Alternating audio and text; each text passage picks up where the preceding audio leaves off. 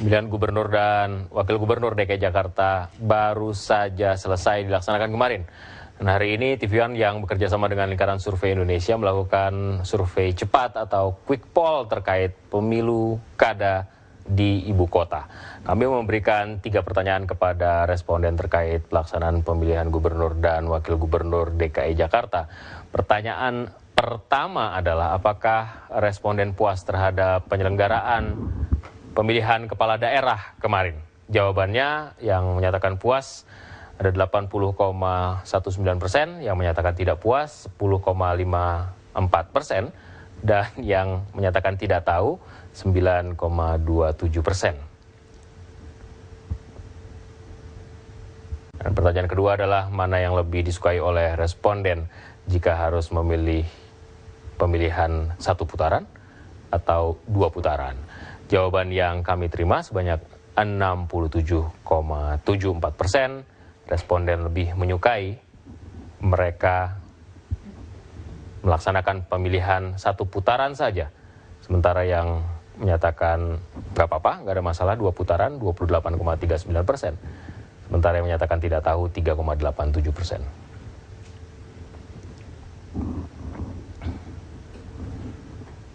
Pertanyaan terakhir yang kami berikan kepada responden kami adalah apakah hasil pemilu kada DKI sesuai dengan harapan mereka? Tentu saja ini berdasarkan hasil quick poll yang maksud kami quick count yang dilakukan oleh sejumlah lembaga survei.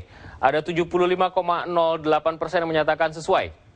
Sementara 11% menyatakan tidak sesuai dan tidak tahu 13,92%. Yang tidak tahu lebih banyak daripada yang menyatakan tidak sesuai. Apakah ini wujud dari apatisme? Inilah hasil dari quick poll kami yang bekerja sama dengan Lingkaran Survei Indonesia. Kita akan berbincang terkait dengan pelaksanaan pemilihan kepala daerah DKI Jakarta kemarin yang akan dipandu. Sinta mau mandu sendiri? Itu ini ya. Kalau tadi kita melihat ada itu hasil-hasil dari 3 pertanyaan ya. Ya, hasil quick poll. Quick poll yang sudah keluar hasilnya. Dan kita akan melihat apakah sesungguhnya apa yang berlangsung kemarin sudah sesuai dengan harapan para penyelenggara dan pihak yang mengawasi. Bagaimana? Penyelenggara dulu deh, dari KPU bagaimana? Ya, alhamdulillah bagi kami ini menggembirakan ya, karena dengan persiapan yang sebetulnya secara normatif itu tidak ada masalah. Tapi kita tahu kemarin juga ada persoalan DPT yang sampai the last minute itu masih kita bereskan. Kami bersyukur masyarakat begitu dewasa, termasuk juga semua tim calon dan tim pasangan calon semuanya bisa melalui ini dengan tenang, dengan aman, dengan nyaman gitu. Walaupun saya yakin hasil yang diperoleh di dalam pilgub ini bagi beberapa pihak itu mungkin mengecewakan dari segi hasil. Nah, kecewanya apa aja sih Mas sudah dilaporkan dari rasa kecewa ini? Enggak, kalau hasil kan biasanya dalam konteks kontestasi itu pasti ada menang ada kalah. Ada perolehan ekspektasi, ada yang kemudian hasilnya seperti apa yang kemudian membuat orang kok tiba-tiba begini. Ya, termasuk juga dari salah satu pasangan calon yang diunggulkan di berbagai survei kemudian anjlok, itu juga fenomena yang terjadi. Tapi syukurnya kami bersyukur sekali lagi semua tidak diekspresikan dalam bentuk kemarahan, dalam bentuk anarkisme maupun memobilisasi pendukung untuk melakukan tindakan-tindakan yang tidak bijaksana. Dari segi statement-statement yang kita monitor dari media massa, termasuk dari televisi juga kami kira sangat membantu masyarakat bagaimana termasuk pendukung masing-masing melihat bagaimana calonnya itu menerima dengan lapang dada. Itu semua merupakan satu prestasi yang luar biasa untuk Jakarta. Banyak kawan-kawan dari daerah yang secara khusus menelpon saya, SMS saya mengatakan luar biasa pilkada DKI ini. Kalau bisa diwujudkan di daerah, ini bisa menjadi satu percontohan yang baik ya, di mana kedewasaan politik itu menjadi masyarakat bisa melalui sebagai sebuah proses yang biasa saja. Tapi kasus DPT-nya jangan jadi contoh loh. Kasus DPT-nya itu sangat bermasalah. Ada beberapa temuan kita yang mengatakan bahwa ada pihak yang tidak punya KTP, yang Mereka susah namanya sekali mendapatkan KTP, ternyata mereka punya surat undangan dan kemudian bisa untuk mencoblos. Ini kan Itu hampir satu wilayah, Vito ya? Hampir Iya. satu wilayah mereka tinggal. Kalau begini, kalau tidak terdaftar pasti tidak bisa mencoblos. Kalau itu terjadi, itu pasti kesalahan petugas dan itu pasti fatal kesalahan petugas. Karena untuk bisa terdaftar kan harus punya KTP kan? iya, betul. Jadi KTP terus kemudian terdaftar baru bisa nyoblos. Sementara pengakuan mereka sendiri, warga di sana sulit sekali Mas untuk mendapatkan KTP. Tiba-tiba ada KTP, ada kartu untuk pencoblosan. Ya, saya kira diberikan. makanya kalau beberapa kali teman-teman tanyakan juga kami bilang kita lihat dulu lokalisasi masalahnya. Nah, masalah itu ada di mana, seperti apa? Karena apakah masuknya kelalaian petugas atau bagaimana petugas misalnya melakukan kesalahan atau memang informasi yang diterima oleh beberapa pihak itu mungkin tidak akurat atau memang ada masyarakat yang kemarin juga di satu media yang diberitakan misalnya boleh hanya dengan KTP datang ke TPS, padahal KPU menyampaikan kalau dia terdaftar tidak dapat undangan silahkan datang ke TPS dengan bawa KTP. Apalagi KTP-nya Bekasi ya. Kalau Panwas bagaimana melihatnya nih? Selain DPT apalagi yang harus jadi catatan kita? Tapi nanti dijawabnya Mas. Kami akan kembali sesaat lagi dengan perbincangan ini.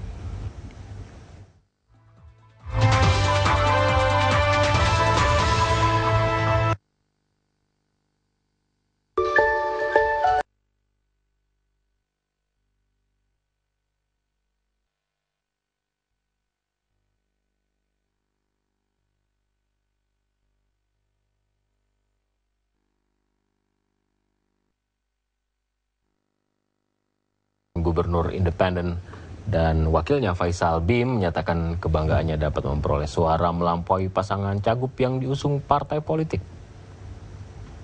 Menemukan ada beberapa indikasi kecurangan atau indikasi dari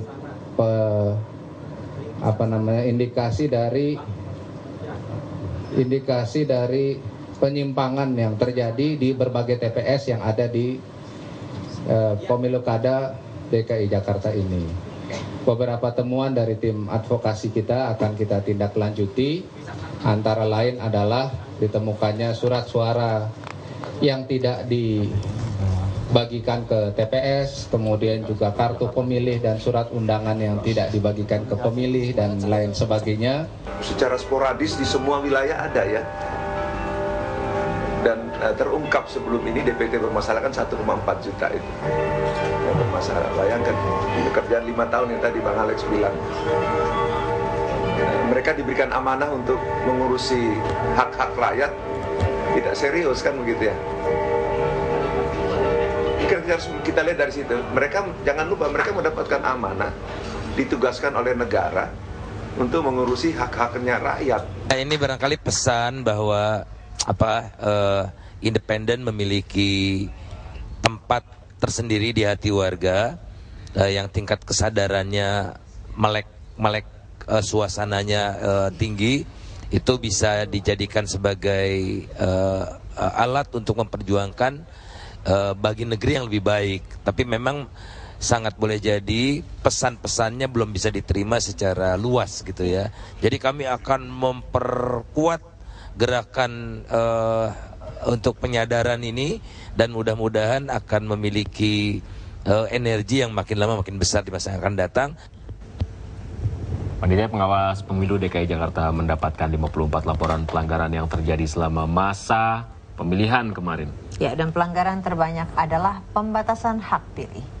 Beberapa warga yang mengaku telah mendaftar ternyata namanya tidak masuk dalam daftar pemilih tetap, sehingga pada saat pemilihan yang bersangkutan tidak bisa menggunakan hak pilihnya.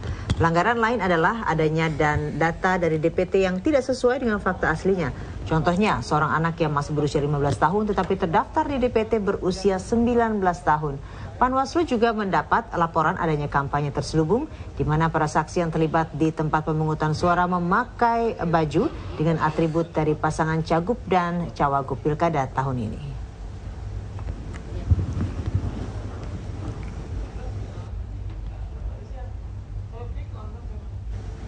Dan proses pemilihan Gubernur DKI Jakarta yang berlangsung Rabu kemarin diwarnai aksi protes di sejumlah tempat. Para pemilih protes karena tidak dapat memberikan suaranya di tempat itu. Iya, netral, netral.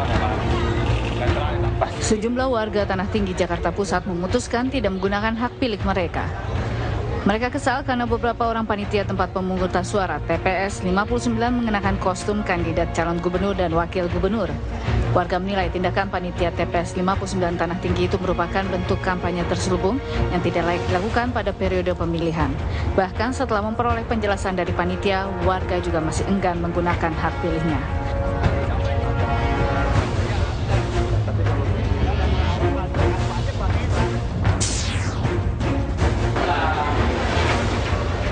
Sementara itu, sejumlah dokter dan pasien kecewa tidak bisa mencoblos di TPS yang disediakan di Rumah Sakit Cipto Mangunkusumo, Jakarta.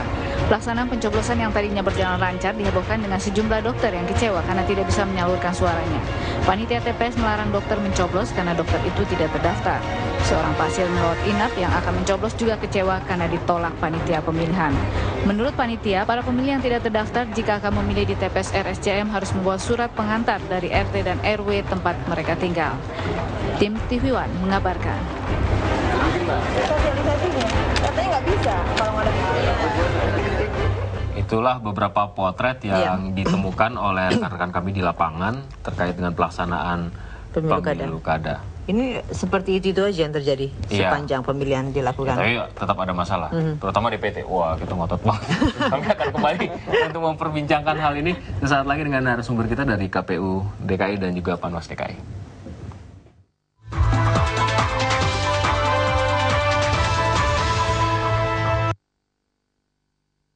Sepak bola salah satu olahraga yang paling digemari.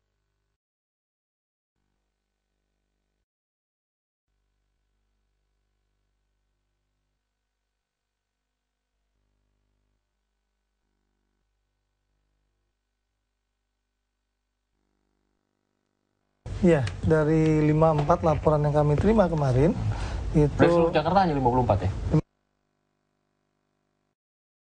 laporan by phone, kemudian temuan juga. Artinya 47 kasus lebih pada tidak dapat digunakannya hak pilih. Misalkan ada keluarga suami istri, suaminya dapat, istrinya tidak dapat. Padahal mereka katanya sudah didatangi oleh petugas. Atau kemudian ada 5 orang datang, kemudian yang 3 boleh, yang 2 tidak. Dan ini laporannya kami terima by SMS, email, dari website, itu ada berapa bahkan datang langsung. Tetapi kemudian persoalannya adalah memang mereka tidak terdaftar dalam salinan DPT yang ditaruh di TPS, sehingga ada yang memang memaksa, bahkan di Rusunawa 92 waktu itu di Gading Residen misalkan memaksa. Ada juga yang akhirnya pasrah juga setelah kita jelaskan, apakah Bapak kemudian waktu itu sempat mengecek di DPS atau DPT, ternyata tidak. Maka kemudian ya sudahlah, kalau gitu kami ingin agar Panwaslu DKI memfasilitasi pada putaran kedua dapat masuk untuk memilih. Nah itu kebanyakan dari 54 kasus itu lebih kepada persoalan tidak memilih. Tetapi ada kasus tadi saya lihat bahwa di TPS 59 Rawa Badak Selatan ada anak yang 15 tahun. Kebetulan saya ada di sana, kemudian kita periksa namanya itu ada. Memang benar dalam salinan DPT itu tanggal lahirnya itu tahun lahirnya 93. Benar datanya, artinya dia 19 tahun. Tetapi de facto ketika kita lihat anak ini ya memang SMP, kemudian setelah SMP dan juga keluarganya bilang baru umur 15 tahun. Cuman yang anehnya akhirnya anak ini memilih dengan bekal yang namanya diberikan kartu itu, dan kemudian akhirnya kita minta Panwascam Koja kami dan kemudian PPK Koja di sana bersama dengan saksi merundingkan ini. Setelah penghitungan kemudian dianulir lah. Ada juga laporan terkait dengan misalkan dia milik siapa tuh kita nggak tahu. Ya sebaiknya kita off the record aja lah. Dan kemudian untuk anak ini pun kita tidak expose karena anak ini kan di 15 tahun, kita juga khawatir kalau terekspos. Nah yang berikut adalah terkait dengan larangan untuk kemudian perusahaan melarang karyawannya untuk memilih. Ini menurut saya sangat serius. Kami tadi sudah kontak, tetapi ternyata yang melaporkan ini mencabut laporan. Nah ini tentu saja kami hargai, tetapi sekali lagi kami bisa katakanlah proses lebih lanjut kalau memang ini diperlukan. Dan kami pengen tahu karena alasannya apa. Yang terakhir ini ada salah persepsi tadi di TPS yang katanya mau disegel atau apa yang di Kelapa Gading. Yang Kelapa Gading tadi ada lagi TPS di Tanah Tinggi yang tadi kita lihat itu ada yang warga merasa keberatan bahwa ada yang menggunakan baju atribut menyebutnya atribut, tapi kami lebih suka menyebutnya itu adalah baju batik Monas, kemudian baju kotak maupun kaos dengan baca I love kumis seperti itu. surat edaran KPU itu kan menyatakan bahwa yang tidak boleh itu apabila ada nomor, nama dan foto. Itu tidak foto, nama dan nomor tidak ada, sehingga kami jelaskan terkait dengan surat edaran KPU itu sendiri. Nah, sekali lagi, walaupun tadi ada laporan banyak dan kemudian di lapangan juga ada potensi katakanlah tidak konflik horizontal, saya harus apresiasi sama warga Jakarta tadi seperti Pak Jamal, warga Jakarta, penyelenggara KPU dan Panwas, dan kemudian polisi dan pemerintah dan Satpol PP yang tadi ditarik, ini sudah bisa menjaga 11 Juli itu berjalan lancar dan aman, kondusif menurut saya. Ya, tapi yang menarik dan penting untuk kita cermati juga bagaimana sih tingkat partisipasinya. Orang yang sudah terdaftar, orang yang mendapatkan undangan, tapi kemudian tidak menggunakan haknya atas alasan apapun begitu ya. Mungkin KPU sudah punya datanya, tapi nanti Mas Jamal, kami akan kembali sesaat lagi dengan jawaban dari KPU terkait dengan ketidakmanfaatan hak yang diberikan itu.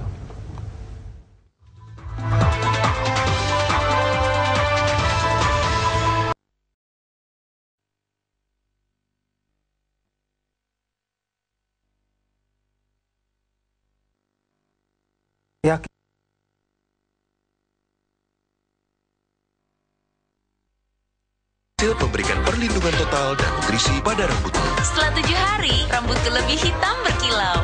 Sunsilk benar-benar terbukti.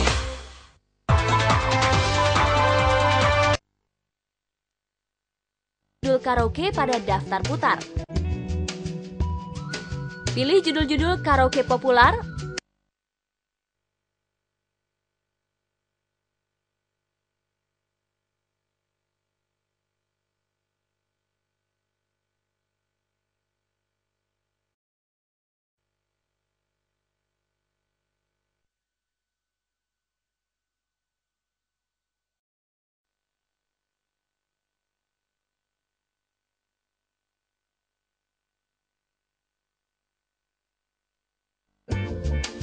Dan tekan tombol hijau untuk merubah mode putar.